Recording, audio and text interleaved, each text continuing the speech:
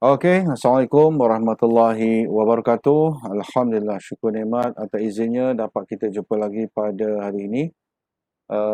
Dan juga pada petang ini kita juga akan melihat semula bahagian yang kedua, learn to master your emotion. Yang ini berkaitan dengan emosi, yang mana satu perkara yang penting juga untuk kita tahu untuk kegunaan kita. Sebelum ni kita lihat malam kita dah lihat bahagian untuk repo dalam NLP. Dan juga kita dah lihat tentang kesihatan diri, dan insya-Allah hari ini kita tengok bahagian emosi kita. Semua okey, ini biasa. Okey, buku dan pen pun dah ada, buku dan pen. Hari ini kita nak buat sikit. Dan kalau boleh, kalau anda gunakan laptop, kalau boleh laptop tu ada aplikasi yang Google internet boleh buka. Kalau ada handphone, letak handphone di sebelahnya sebab ada tugasan saya nak berikan selepas ini. Ada tugasan. Baik. Semua boleh dengar suara saya? Wakil seorang, dengar tak? Dengar. Okey, good. Baik. Kita mulakan seperti biasa. Kita mulakan dengan doa. Bismillah. Al-Fatihah. Bismillahirrahmanirrahim. Alhamdulillahirrabbilalamin. Ar-Rahmanirrahim. Maliki yaumiddin. Iyyaka na'budu wa iyyaka nasta'in. Ihdinas siratal mustaqim. Siratal ladzina an'amta 'alaihim ghairil maghdubi 'alaihim waladdallin. Amin. Bismillahirrahmanirrahim. Alhamdulillahirabbil alamin wassalatu wassalamu ala asyrafil mursalin wa ala alihi wasahbihi ajmain. Ya Allah, ya Rahman, ya Rahim, Engkau ampunilah dosa-dosa kami, Engkau rahmatilah diri kami, keluarga kami dan negara kami. Engkau lindungilah kerdi ini dari segala musibah. Engkau jauhilah diri kami dari penyakit yang berbahaya dan wabak yang mengancam nyawa. Engkau hindarilah kami dari bala yang berat dan takdir yang buruk. Ya Allah, ya Rahman, ya Rahim, Engkau berilah kekuatan, kecekalan dan kesabaran pada kami untuk menghadapi dugaan yang berat ini. Engkau tiupkanlah ketenangan dalam jiwa kami. Sesungguhnya setiap dugaan yang Engkau turunkan kepada kami, Ya Allah, tiadalah ia melainkan untuk meningkatkan ketakwaan dan keimanan kami kepadamu. Ya Allah, ya Rahman, ya Syafi, Engkau berilah kesembuhan kepada saudara-saudara kami yang dijangkiti wabak coronavirus, walau mana saja mereka berada. Sesungguhnya tiada penyakit yang tidak dapat Engkau sembuhkan, Ya Allah. Tiada mara bahaya yang tidak dapat Engkau jauhinya dari kami, Ya Allah. Kami bermohon padamu, Ya Allah, lindungilah kami, selamatkanlah kami, sejahteralah hidup kami. Rabbana atina fid dunya hasanah wa fil akhirati hasanah wa qina azabannar. Walhamdulillahi rabbil alamin. Okey, alhamdulillah, syukur. Kita dah sama-sama dah mengamirkan doa, dah baca doa. Kalau moga-moga kita akan makin mengurang lagi lah kes baru COVID-19 di negara kita, insya-Allah. Baik. Sebelum ni saya dah ini sedikit nak ulang kaji tentang apa yang kita belajar tentang pengurusan emosi dulu. Yang berilmu yang saya ambil daripada Dr. Taufik itu. Itu pertama sekali ulang kaji ialah abridkan niat. Yang dua, perincikan masalah. Yang ketiga, gali 10 ibrah. Dan keempat, visualize dan switch mindset. Rasa semua dah ingat? Boleh? Okey, saya ulang balik, tak apa. Saya buat macam semalam lah. Ada NLP, kena ada pengulangan, repetition. Ini niat-niat yang tahap 1, tahap 2, tahap 3, tahap 4 dan tahap 5. Niat-niat yang kita ada. Yang perlu kita buat.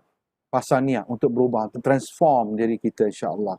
Jadi kalau kita berada di tahap 2, kita niat untuk tahap 3, pejam mata kan. Saya sebut 11 kali kan, saya nak berubah, saya nak berubah. Ataupun saya mesti berubah. Kalau siapa-siapa berada di level 3, niatkan untuk level 4. Siapa di level 4, niatkan di level 5. Walaupun terjadi, saya pasti. Maknanya kita niatkan diri kita untuk berubah. Kita dah baca niat ni pun dalam hati kita pun dah 70%. InsyaAllah hasil usaha kita akan berjaya. Baik. Untuk ulang kaji juga hari ni juga, saya nak sentuh sikit juga tentang kenapa kita perlu lihat balik kita nak listkan perincikan masalah-masalah kita. Dan kedua, yang ketiga, macam mana, apa yang perlu kita cari ibrah. Okey. Ibrah ni pula penting sebab bila kita hadapi ibrah ni, mana kita apa pelajaran penting kita dapat daripada setiap ujian yang kita hadapi. Apa pelajaran penting yang dapat membantu kita untuk masa depan daripada ujian yang kita hadapi. Setiap ujian yang kita hadapi itu sama ada ujian kesihatan, ujian macam ada seorang kawan, kami rakan seofis kami pun baru seorang masuk ICU disebab ujiannya ialah ujian dia jangkitan kuman di paru-paru, masuk di KPJ kelam selesai di ICU. InsyaAllah hari ini dapat sebab dia berkatakan okey. Dalam saat-saat genting ini dia diuji begitu. Macam-macam ada ujian. Ada ujian kewangan, ada ujian perhubungan, ada ujian dari segi anak-anak dan semacam-macam. Baik. Jadi pentingkah gali 10 ibrah ni? Yang mana penting sebab ada wise person. Dan diri kita korang kalau kita buat satu benda, marah anak kita, tak elok aku marah anak aku ni. Jadi kita ada juga benda-benda yang bagus dalam diri kita yang ada suara dalam kita yang kata benda yang kita buat tu salah. Tu wise person dalam kita. So, tulis 10 ibrah masalah pertama. Lepas itu kalau anda tulis, betul-betul tulis setiap isu, anda akan dapat sesuatu perasaan yang tak boleh dijual. Yang tak boleh dinilai secara orang kata, kita tak dapat nak gambarkan. Sebab benda tu kita akan datang sendiri bila kita buat. Kalau kita tak buat benda ni, kita tak dapat lah. Sebab tu saya suruh anda buat sendiri. Kalau tak buat, tak dapat. Kalau buat, anda akan rasa. Apa jua masalah yang kita hadapi, kalau kita keluarkan, maksudnya bukan 10, saya suruh tulis 30 ibrah daripada setiap isu yang kita hadapi. Kita akan dapat penyelesaian, kita dapat tenang, jiwa kita lebih relax dan sebagainya. So, teknik yang keempat saya share ialah visualize dan switch mindset. Maknanya kita, dalam diri kita ada pemicu, trigger yang emosi kita. Contohnya, anak contoh ini okey lagi. Tapi kalau rosak tupperware, rosak bekas bunga ke, rosak benda-benda yang kita sayang, kita akan trigger. Kita akan marah dia. Itu benda tu yang trigger kita tu. So, teknik dia apa? Pejam mata, ingat semula apa tu. Contohnya anak, rosakkan tupperware katakan. Maksud dia baling ke apa. Pecahkan contohnya lah gelas ke apa. Contoh yang kita sayang, perhiasan apapun. So, kita ingat semula. Lepas itu, ingat trigger tu dengan wajah yang tersenyum. Wajah senyum, kita pejam mata tu, ingat trigger anak kita pegang barang yang kita suka tu, kita wajah senyum dan lepas kita senyum, kita rasakan kita boleh kawal. Nak marah tu, baru kita buka mata. Nak marah lagi, kita buka lagi, kita buat lagi sekali. So, ini adalah visualize. Visualize ni kita pejam mata, kita visualize dan switch kita punya mindset kita. Supaya kita daripada marah kepada tak marah. Ataupun kita guna kaedah NLP, reframe pun boleh nama dia lah. Okay? Kita switch balik. Baik. So, tugasan pertama tuan-tuan hari ni adalah, saya nak tuan-tuan tulis sekarang ni. Boleh tuan-tuan tulis, emosi saya sekarang adalah apa, kerana apa. Dalam masa 1 minit setengah. Tulis, emosi saya sekarang adalah apa, kerana apa.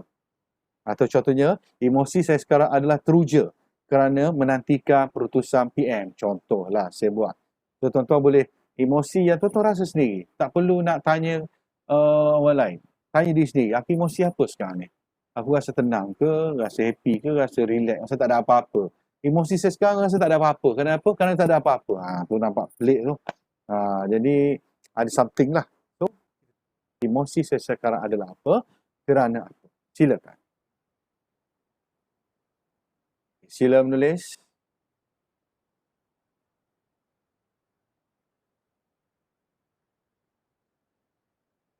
Emosi saya sekarang apa? Adalah kerana apa?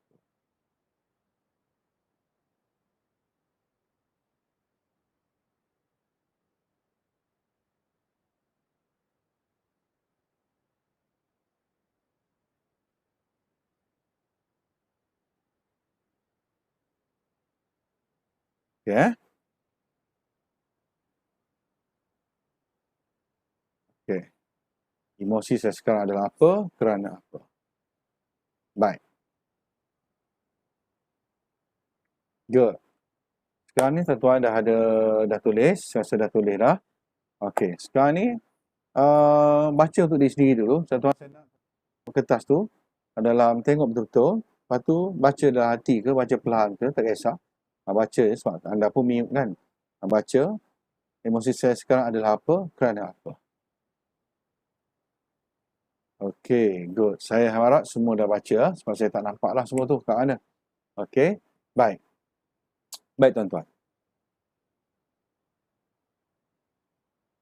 Sekarang ni dalam diri kita ni ada 4 elemen yang berada dalam muka kita. Tuhan jadikan kita ni ada 4 elemen. Satu ialah physical ataupun physical quotient lah, PQ, ataupun dari segi akal, IQ, hati, EQ, emotion dan roh, spiritual quotient atau SQ. Jadi, fizikal, akal, hati, roh inilah yang dijadikan Allah pada kita. Dan keempat-empat ni adalah mempengaruhi kehidupan kita. Dan bila salah satu ada masalah, dia akan menyebabkan memberi masalah kepada diri. Dia sebab empat-empat ni ada ubat dia, empat-empat ni ada cara dia, empat-empat ni ada keperluan masing-masing. Empat-empat perkara ni lah, empat-empat elemen ini. So boleh tulislah, fizikal, akal, hati, roh, atau PQ, IQ, EQ dan SQ. SQ ni spiritual lah, emotion, intellectual dan juga physical. Okey, inilah elemen dalam diri kita. Okey, elemen dalam kita. Empat benda ni. Tak boleh lari dah. Okey. Ini tuan-tuan. Kualiti kehidupan kita bergantung pada kualiti emosi kita. Ini sesuatu perkara yang bila kita fikir, relate balik dengan hidup kita pun sama. Kualiti kehidupan kita bergantung pada kualiti emosi kita. Kalau emosi kita okey, okeylah kehidupan kita. Kalau emosi kita down, kita akan down lah. Percayalah. Bawa kereta pun boleh marah-marah. Kalau kita bangun pagi dan emosi yang tak terkawal, daripada kita urus anak, kita urus diri sendiri, kita naik kereta, sampai nak pergi kereta, nak punch card, bagai semua, kita akan isu. Kita permulaan pagi kita pun dah emosi yang down. Jadi kualiti emosi kita bergantung pada apa yang kita fokus. Kalau kita fokus yang baik-baik, maka emosi kita akan baik-baik dan kehidupan kita akan baik-baik. Fikir positif, kita akan sebut yang positif dan tindakan kita pun positif. Apa yang berlaku sekarang ini adalah, contoh yang begini. Katakan apa berlaku isu sekarang ni yang berkatakan tentang, katakan orang kata tentang COVID-19 ke apa ke, kalau dia fikir positif tentang COVID-19 dengan apa PKP berlaku, dia akan sebut perkataan-perkataan yang baik-baik. Dia akan tulis perkataan yang baik-baik dan tindakan pun baik-baik lah.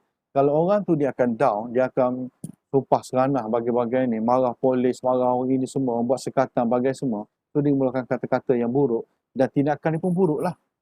Dia cergah orang, maki orang, itu semua dia akan jadi tindakan, dia akan jadi luar kawalan.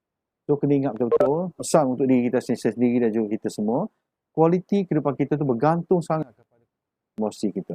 So kena kawal emosi kita. So kualiti emosi kita bergantung pada apa kita fokus. Kalau kita fokus, patutlah dalam fikiran kita, kalau fokus yang kita baik-baik, kita akan jadi baik lah. Kalau satu isu perkara, satu isu, kalau kita fokus dia tu yang positif, maka kita akan dapat hasilnya positif juga. Contoh begini tuan-tuan, kereta kuda. Okey, apa yang bila guru saya kata tentang kereta kuda ni? Begini tuan-tuan, kereta kuda tu macam fizikal. Dia fizikal, PQ, fizikal. Dan kuda ni adalah nafsu kita. Dan pemandu ataupun apa ni, yang tuan kuda, yang bawa kuda tu, atau pemandu kuda tu, kereta kuda tersebut, ialah IQ. Dan penumpang ataupun yang duduk dalam penumpang dalam tu adalah SQ dan EQ. Maknanya spiritual dan emotion, dan PQ physical dan IQ adalah kita. Apa akan berlaku? Sekiranya dalam kereta kuda ni ada keempat-empat ini, maka dia cantiklah, pergerakan dia cantik, dia kawal. Andai kata IQ tu ada masalah, IQ tu mati, IQ tu ada matilah, katakan tak ada, tuan kuda yang bawa kuda tu tak ada kat situ, dia tak ada kat situ. Apa berlaku pada kuda? Kuda takkan tanpa kawalan. So nafsu akan melonjak-lonjak. Nafsu akan buat sebagai benda, banyak benda yang tidak terkawal. Dia akan mengganggu apa? Bila IQ ada masalah, dia fikiran kita bermasalah, kita sebut macam-macam, dia akan menafsu, kita akan melonjak naik dan juga mengganggu fizikal kita tertentu arah, SQ dan EQ kita juga akan terganggu. Dari segi semua terganggu.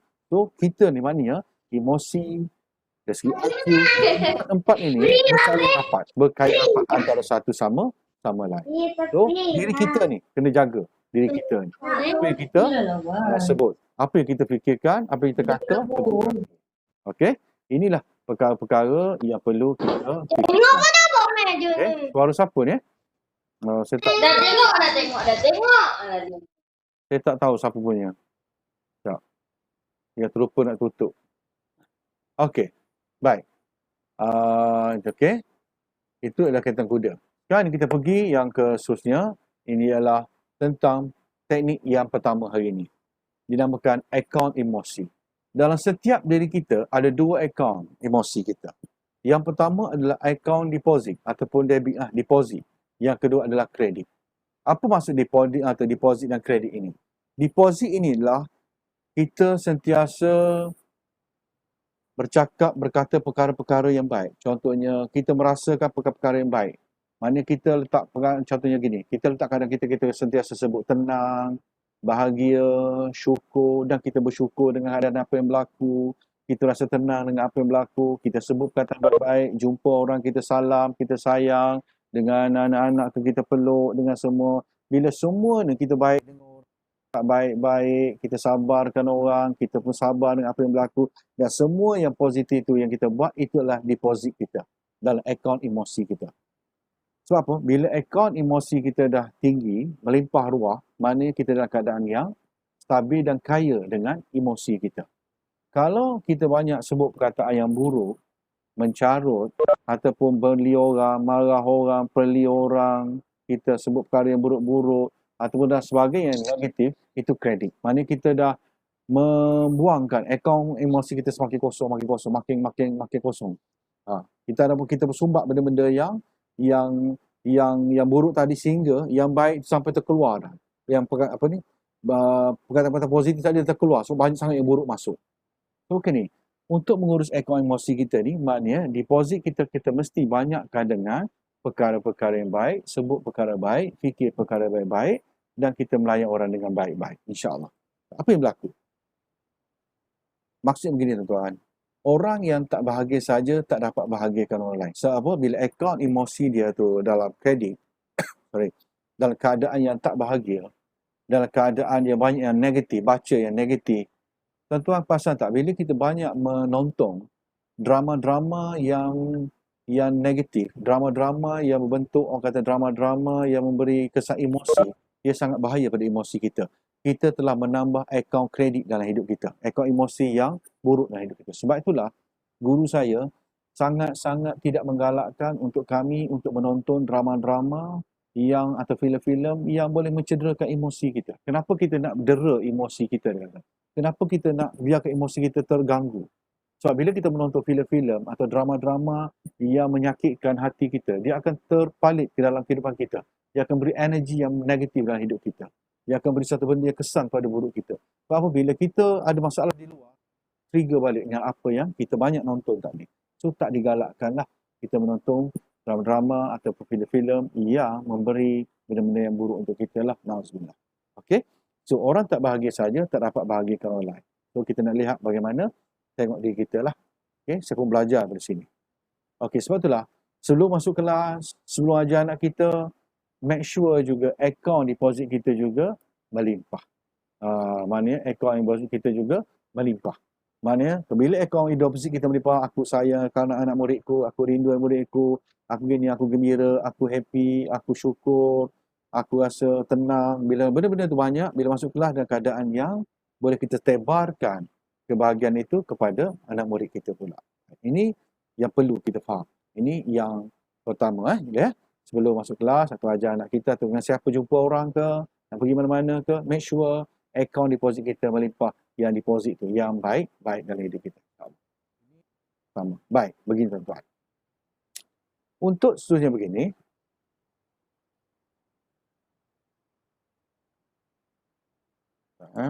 okey. Untuk akaun deposit kita untuk melimpah tuan-tuan, ada benda kena buat sekarang. Boleh tuan-tuan? Ready ya? Ada benda yang kena buat untuk meningkatkan akaun emosi kita. Ada satu benda atau dua perkara yang perlu anda nak buat. Baik, begini. Begini tuan-tuan. Saya nak tugasan pertama anda ialah WhatsApp sekarang. Jika anda isteri, WhatsApp suami. Jika anda suami, WhatsApp isteri atau WhatsApp siapa saja yang anda paling rapat sekali. Tulis 3 perkataan ini. Saya, awak. Cukup. Dan send sekarang. Boleh? Dan send sekarang. Jangan tak buat. Siapa tak buat, dosa. Tak halal ilmu hari ni. Siapa tak buat? Walaupun saya tak nampak anda buat tak buat ni. Semua tutup video nampaknya. Kalau tak buat, dosa lah dia. Tuan nampak. Kena buat dia. Orang ke? Buat kat ramai orang ke? Tak, seorang cukup. Orang yang kita sayang. Yang paling Orang kita sayang. Suami, isteri atau ibu atau ayah lah. Tak kisah mana-mana. Tapi saya nak kalau suami kepada isteri, isteri kepada suami. Okey. Walaupun di sebelah pun WhatsApp je lah. Walaupun dia ada di dapur ke, di luar ke, WhatsApp je. Okey, saya nak WhatsApp. Yang kedua, tuan-tuan perlu buat sekarang ini ialah muat naik status di FB ataupun IG kalau ada, kalau FB lah, tulis posting yang sama yang kita ni, kita naik serentak. Saya pun tulis, tuan-tuan tulis. Tulis ialah kita mampu tenang dan bahagia dengan kuasai diri kita sendiri.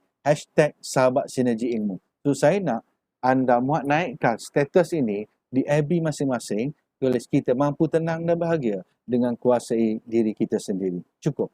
Okey, so 2 tugasan yang perlu kita buat sekarang ini dan kita nak lihat respon dia macam mana. Respon daripada bila kita menebarkan emosi yang positif kita kepada orang lain, insya-Allah. Okey, tulis sekarang dan saya pun nak hantar saya punya ni pun kepada FB saya juga. Saya buka FB saya juga. Dan tuan-tuan pun buat sekarang. Buat Tak sempat salin lagi. Jap. Kita mampu Jap. Saya nak dan bahagia. Okey, nampak tak di FB saya ni? Nampak tak? Tak nampak? Jap. Okey. Tak nampak. Jap.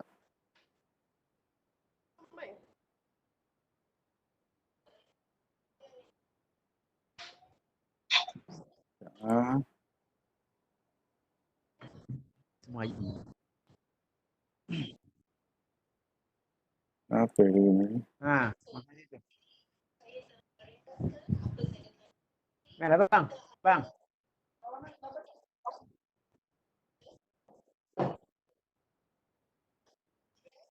Okey, nampak tak? Okey, jap. Kita Okey. mampu. Ya. Dengan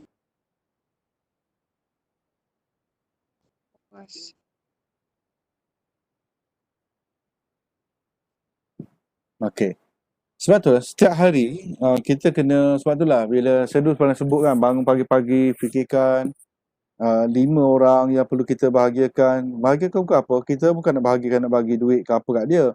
Bahagiakan dengan WhatsApp kita, bahagiakan dengan doa kita, walaupun dia tak tahu pun kita doakan dia, tak apa, kita doakan dia saja dan kita rasa bahagia dengan keadaan itu.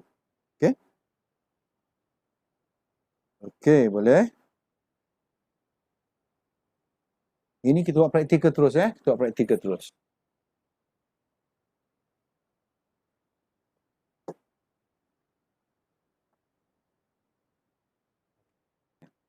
Okey, WhatsApp dah.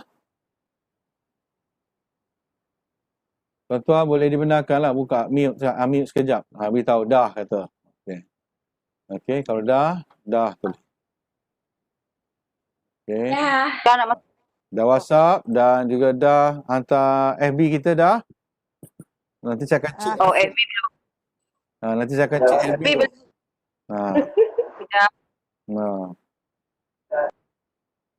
Okey, FB tulis tu ya. Kita mampu tenang dan bahagia dengan kuasa diri kita sendiri.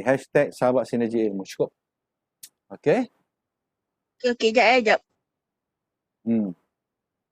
Okey, sebelum saya pindah ke slide lain, banyak slide lagi. Okey. Ini antara perkara yang praktikal lah yang boleh kita buat hari-hari.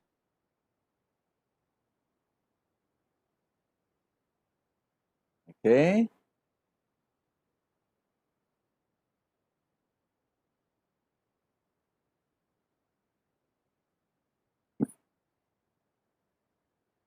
Boleh semua? Saya nak pindah slide. Buat je. Yang ni insya-Allah. Okey, selama 28 orang ni, 27 orang buat perkara yang sama hari ni insya-Allah. 27 orang lah. Ismail ada 2 kan, 27 orang. Okey. Okey? Tu, meningkatkan akaun deposit kita, akaun emosi kita. Simple saja urusan dia. Okey, boleh tuan-tuan Okey. Boleh. Okey, good. Sekarang ni kita pergi 5 sifat buat kita miskin emosi. Semalam saya dah sebut sikit, mungkin tak ramai dengar. Yang ni penting tuan-tuan. Ni saya dapat dari guru saya ni yang daripada Prof Mahaya ni. Sifat yang buat emosi kita. 5 sifat yang buat emosi. Ini kena salin betul-betul tuan-tuan. Kena salin betul-betul. Supaya benda kena pegang betul-betul. Pertama, dalam hubungan kita dalam keluarga juga lah. Okey, dengan kawan-kawan dan sebagainya, dalam pejabat sebagainya. Okey, sifat yang buat kita miskin. Yang pertama, ingin dihormati, tuan-tuan. Ingin dihormati. Itu yang pertama. Sifat ini memang manusia memang ada. Tak kisahlah siapa termasuk saya pun ingin dihormati. Itu sifat yang pertama. Yang kedua, ingin dibalas budi. Ingin dibalas budi. Yang ketiga, ingin dikagumi. Ingin dikagumi. Semua manusia memang fitrahnya begitu. Tapi itulah benda yang boleh kata menyebabkan kita miskin emosi. Yang keempat, ingin dicintai. Wait, aliklah, tak apa. Tengok dulu. Ingin dicintai. Okay. Yang kelima, ingin dihargai. So, 5 sifat ini yang buatkan kita miskin emosi kita lah. Okay, ingin dihormati budi, ingin dikagumi, ingin dicintai dan ingin dihargai. Kenapa tuan-tuan? Bagaimana kita nak menukar miskin kepada kaya emosi kita? Begini tuan-tuan. Kita tukar saja perkataan tadi, ingin tadi ditukar kepada ataupun atau meng. Contohnya, yang pertama, ingin dihormati kita tukar kepada menghormati orang lain. Kita akan jadi kaya emosi kita. Yang kedua, ingin dibalas budi, kita buat membalas budi. Kita balas budi orang baik pada kita, membalas jasa orang. Yang ketiga, mengagumi orang lain. Kita kagum dengan ilmu dia, kita kagum dengan karakter dia, kita kagum dengan jawatan dia sebagainya. Kita mengagumi dia. Kita mengagumi dia sebagai kawan kita yang baik. Yang keempat, mencintai orang. Mana sebelum kita dicintai, kita perlu mencintai orang yang lebih banyak lagi pada kita. Okey. Yang kelima, menghargai orang. Percayalah, bila kita menghargai orang, beribu-ribu orang kita akan menghargai kita tanpa kita suruh pun. So, kita tukar kepada ingin kepada meng. Okey. Menghormati orang, membalas, mengagumi, mencintai dan menghargai orang lain. Okey. So, apa benda dalam ni? Semua ini adalah daripada konsepnya adalah ada, beri, dapat. Ada, beri, dapat. Apa yang kita ada dan kita berikan dan kita akan dapat sesuatu. Kita ada sesuatu, beri sesuatu dan kita dapat sesuatu. Contoh, bila kita ada rasa hormat, kita beli penghormatan pada orang lain dan kita dapat penghormatan tu daripada orang lain. Kita ada cinta, kita beri cinta kita pada seseorang dan kita dapat cinta tu daripada orang tersebut. Tu begini tuan-tuan, cara mudahnya. Okey, mudah ginilah. Maknanya contohnya begitulah. Tadi saya sebut, ada, beri, dapat. Ada ialah, contohnya kita ada apa? Kita ada duit. So kita beri duit. Kita dapat apa? Kita dapat keberkatan pahala, kita beri apa kepada orang, kita akan dapat. Allah akan bagi kita. Kalau tak manusia pun, Allah akan bagi pada kita. Jangan risau. Kita ada, kita beri dan dapat. Sebab tu kita nak kayakan emosi kita, nak kayakan diri kita. Sebab apa? Bila kita banyak kebahagiaan, kita ada bahagia, mana kita beri kebahagiaan orang lain, kita dapat kebahagiaan tersebut, insya-Allah. Baik. Sekarang ni tuan-tuan, tugasan, banyak tugasan hari ni tuan-tuan, praktikalnya dalam buku surat ni. Tugasan anda, senaraikan orang yang buatkan emosi anda terganggu. Senaraikan saja.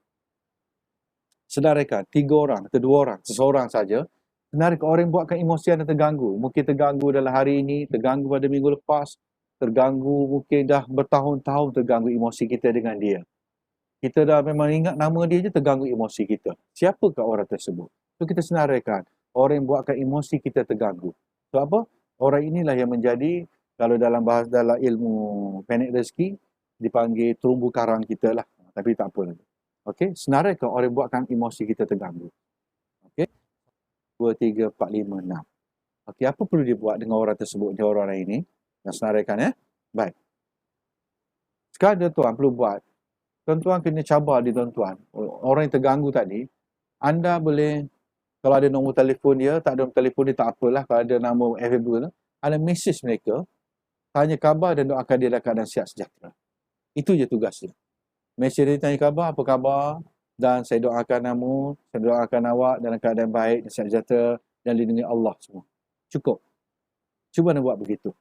Dengan niat ikhlas kerana Allah Ta'ala, anda message mereka. Ketiga-tiga orang tersebut yang dirasa emosi terganggu tadi, message mereka, tanya khabar dan doakan dia dalam keadaan sihat sejahtera. Kalau guru saya minta saya jumpa orang ni, dia kata kalau jumpa ke telefon ni, katakan dia, saya sayang awak. Ini kalau guru saya dengan saya lah, dengan yang kami ni, dia suruh tu, dia tak suruh tanya khabar apa, dia suruh beritahu, saya sayang awak. Kalau tuan-tuan boleh buat begitu, lagi bagus. sayang awak kerana Allah Ta'ala. Mesti dia akan rasa, wih peliknya apa ni, apa hal ni. Dia akan jadi lain. Kita tak memberi energi yang sangat positif pada orang lain. Okay? Daripada kita duk marah dia, kita memancarkan energi negatif, baik kita berikan energi positif untuk kita dan untuk dia sekali. Baik tuan-tuan. Okey, itu teknik yang pertama. Okey, account emosi. Yang kedua, saya kena rushing sikit. Yang kedua pula, makanan main peranan dalam pembentukan emosi kita. Ini yang kadang-kadang tak diberitahu, kita tak maklum. So, makanan yang apa yang kita makan sebenarnya mempengaruhi emosi kita. Kalau kita makan yang elok-elok, insya-Allah emosi kita juga akan elok-elok tanpa sedar. Sebab apa? Bila kita makan perkara-perkara yang buruk-buruk, yang tak bagus-bagus, contohnya junk food, makanan segera banyak, gula. Saya ingin, bukan apa, saya ingin katakan bahawa memang saya bukanlah tak minum langsung, air bergula ni minum jugalah, jarang sangat. Jadi cuba tuan-tuan stop air bergula sangat. Saya stop bukan tak minum manis langsung. Jadi itulah, ada isu jugalah. Tak ada kenikmatan dalam hidup jugalah. Tapi memang dia lebih membuatkan kita lebih baik. Okey, gula untuk masakan tu letaklah sikit-sikit tapi jangan minum air bergula. Mula-mula ni stop air bergula dulu. Susu, krema ke, stop dulu. Cuba stop. Okey. Kalau saya nak buat satu tugasan ini agak powerful juga tugasan ni. Tugasan ni tuan-tuan boleh buat lepas ni sebab kita cukup masa. Sila ke peti sejuk sekarang tu dan senaraikan makanan yang tak berkhasiat ada di dalamnya. Berapa banyak kita beli makanan tak sihat. Contohnya segi katakan junk food, makanan segera, makanan-makanan yang orang kata yang tak sihat. Anda pun tahu, boleh google lah makanan tak sihat tu apa. Dan boleh lihat dalam peti ais kita berapa banyak ada makanan tersebut yang kita sediakan untuk kita dan jadi santapan untuk kita dan anak-anak kita. So, makanan itulah yang mengganggu emosi kita. Sebab kadang-kadang kita makan makanan benda yang diproses ini, dia lebih anak kita jadi hyperaktif dan sebagainya, lambat ingatan dan sebagainya, itu mengganggu. Okey, itu makanan ni lah. Jadi boleh google balik tengok apakah makanan berkhasiat, makanan yang boleh kita pakai. Okey, saya kena habis sebelum ke-4. Okey, yang ketiga ialah 478 breathing. Okey, 478 breathing ini penting. Saya nak untuk 478 breathing ni sebab saya nak buka sekejap ni. Boleh tak tuan-tuan, saya nak tuan-tuan yang mana boleh lah, yang tak boleh tak biarlah. Open video, saya nak tengok untuk saya terangkan cara breathing lah. Okey, cara breathing 478 hari tu saya dah share breathing ni. Saya dah share buat breathing ni. Mana breathing ni yang mana bila kita buat breathing ni kita akan jadi lebih tenang, lebih rasa relax, lebih rasa orang kata hilang lah kita punya rasa gelisah apa, insyaAllah. Okey. Okey. Baik. Kita akan buat breathing 478. Masuk 478. Breathing. Konsep orang dah pakai. Okey, banyak orang dah guna. Tapi saya akan buat perubahan sedikit ni. 478 daripada guru saya. 478 ni begini. Sekejap. Begini tuan-tuan. Okey, duduk tegak tuan-tuan, duduk tegak. Sekarang duduk tegak. Sekarang tangan boleh tak tangan kiri ni atau tangan kiri ni pegang perut kita ni. Okey, bila kita tarik nafas, pastikan perut kita mengembung. Okey, kembung. Bila kita lepas nafas nanti perut kita kempes. Lepas tu saya letak kedua-dua tangan di perut ke, letaklah kedua-dua tangan di perut pun tak apa. Masa kita tarik tu 4 second, 4 kali lah. 1 2 3 4. Mana kita sedut nafas, tarik nafas 4 kali. Kita tahan 7 kali, yang kita lepaskan 8 kali. Boleh?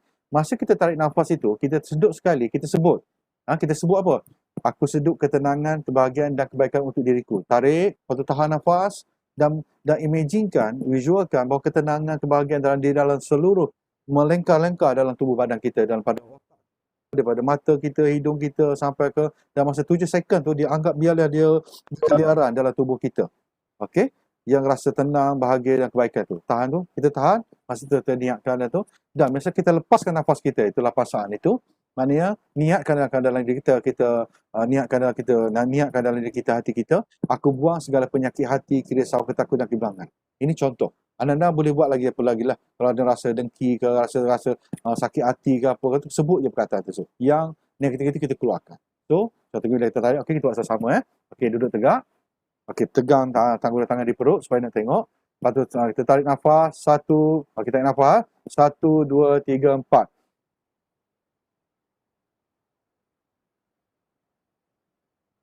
Tahan 7 saat.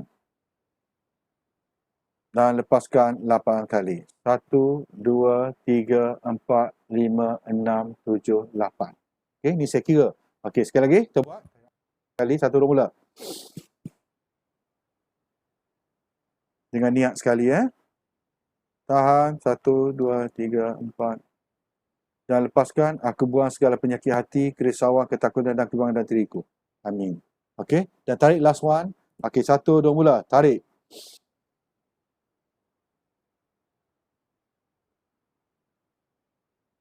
Lepaskan. Okey, kita buat macam ni. Dia akan buat rutin kita. So, kita tarik nafas 4 saat, kita tahan 7 dan kita lepaskan 8 kali atau 8 saat. Jadi aku buang segala penyakit hati, kerisauan, ketakutan dan kebimbangan yang ada di bawah badanku. Okey? Maknanya kita lebih tenang, lebih relax. Okey? Sebab itulah apa-apa jua isu yang dalam hidup kita, bila kita tarik nafas, kita jaga sistem pernafasan kita dengan betul.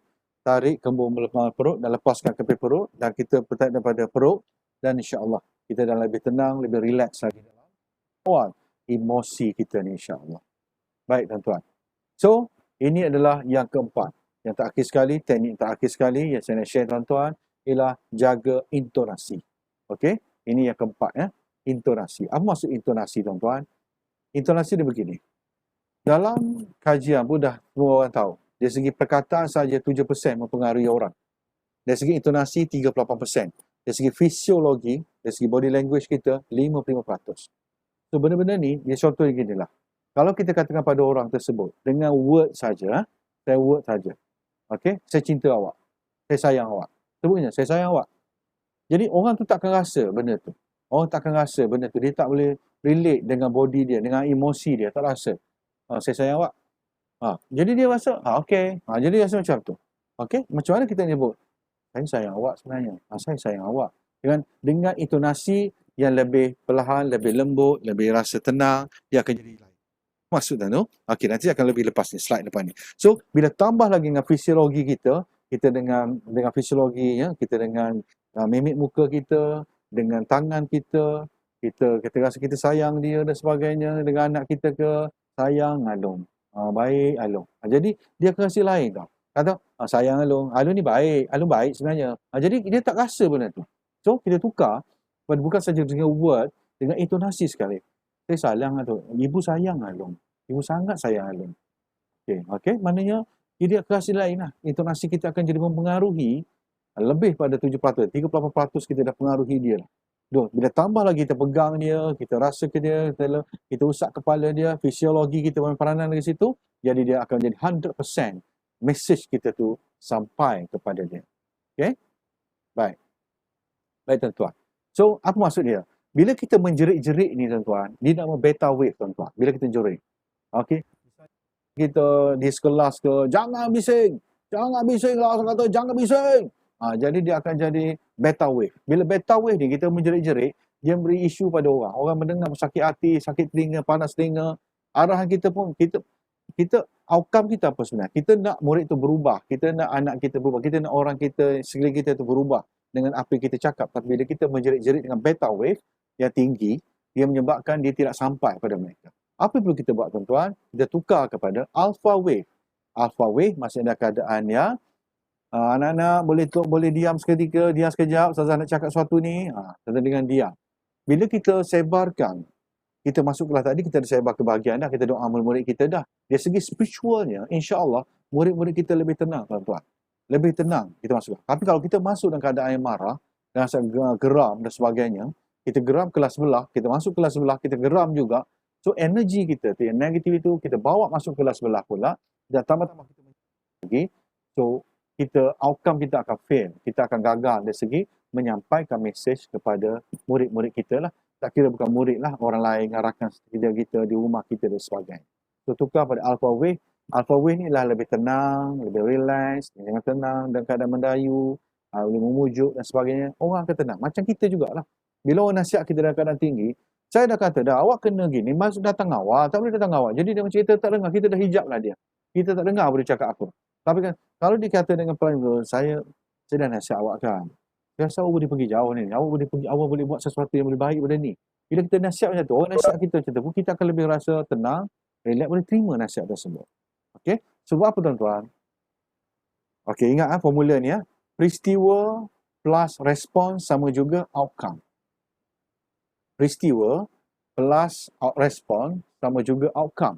Maknanya apa yang berlaku plus dengan apa berlaku dalam jiwa kita akan berlakulah outcome, nasib hidup kita. Contoh gini, apa berlaku pada kita, contoh ginilah, kawan marah kita. Dalam jiwa kita pun memberontak, kita pun marah kawan juga. Kita rasa benci dengan kawan kita, dia marah kita. Dia nasihat kita, atau kawan nasihat kita ni. Tapi kita tak boleh terima nasihat dia, kita marah juga. Apa outcome dia? Nasib kita pun berlaku nasib kita. Nasib kita akan jadi membenci orang, bermusuh dengan kawan kita.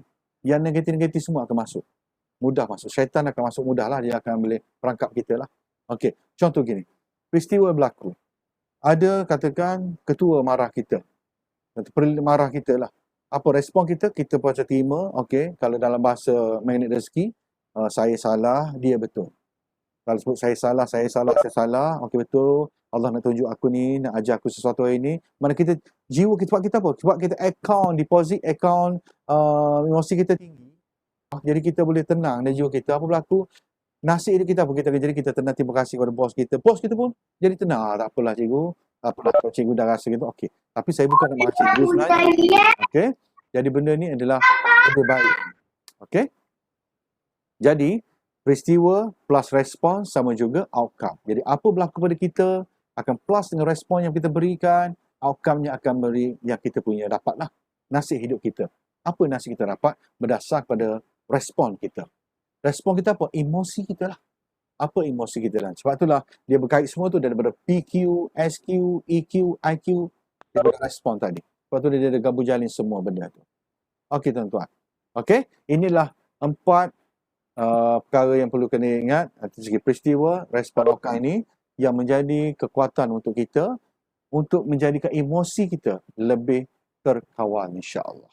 Okey tuan-tuan, ini antara saya ringkasnya saya bagi laju sedikit.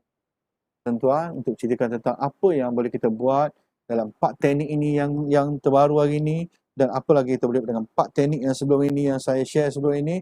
Ada 8 teknik ini kita boleh apply dalam hidup kita dan insya-Allah jiwa kita, emosi kita lebih tenang walaupun yang datang itu satu ujian yang sangat berat dalam hidup kita sekalipun. InsyaAllah kita akan dapat menikmati ujian Tuhan itu dengan penuh hikmah. Kita belajar daripada setiap isu yang berlaku hidup kita tu kita tukar dia, reframe kepada sebagai satu kebaikan, hikmah yang Allah nak beri pada kita insyaAllah. Okey. Terima kasih semua. Ini sajalah ada 4 benda ni. Ada apa nak respon atau macam mana? Boleh tuan-tuan. Sebab kita akan stop dalam pukul 4 nanti. Moga-moga memberi kebaikan pada semua. Dan insyaAllah apa yang saya share ini sebenarnya, saya sedang dalam proses untuk belajar juga tuan-tuan. Bukanlah kata bila saya share ni, maknanya saya ni dah pakar lah, dah mahir ni. Bukan. Saya tak share kerana saya mahir. Bukan. Mana-mana apa yang berlaku pada saya juga dan sebagainya. Tapi saya dalam proses untuk belajar dan belajar untuk baiki diri, untuk melihat diri saya lebih baik dan lebih baik. Sebab apa? Bila kita terlalu banyak melihat ke belakang hidup kita akan jadi kecewa. Baik kita move on, melihat apa yang berada di depan kita dan sekarang, present time kita ni, apa yang berlaku. So daripada sekarang ni kita belajar, kita ubah diri kita untuk future kita. So yang past tu kita biarkan. Past tu biar yang berlaku. Biarlah yang past tu biarlah. Tapi yang present dan future inilah yang perlu kita utamakan. Terutama yang present sekarang ni. Kita tambah ilmu kita hari ni, kita belajar sesuatu ilmu hari ni, satu pernah membaikkan untuk kita hari ni, okeylah. Tak kisahlah, bila kita nak share benda ni dengan orang, kita rasa kita belum complete. Jangan tunggu kita complete tu. Kita takkan sempurna sampai mati. Kita takkan sempurna. Maknanya proses belajar ialah kita memberi ilmu pada orang dan kita sambil kita belajar daripada orang tersebut. Maknanya kita belajar pada ilmu kita ajar, pendidik diri kita. InsyaAllah ia lebih baik pada kita dan insyaAllah ia lebih memberi satu keberkatan hidup kita yang diridai Allah. Niat kita itu, insyaAllah kita dapat itulah. Okey? Itu dia tentang Learn to Master Emotion Part 2 hari ini dan saya yakin dan percaya semua dah faham. Apa-apa nak respon boleh unmute dan boleh bertanya sebelum kita berhenti untuk kita pengutusan khas PM pukul 4 nanti.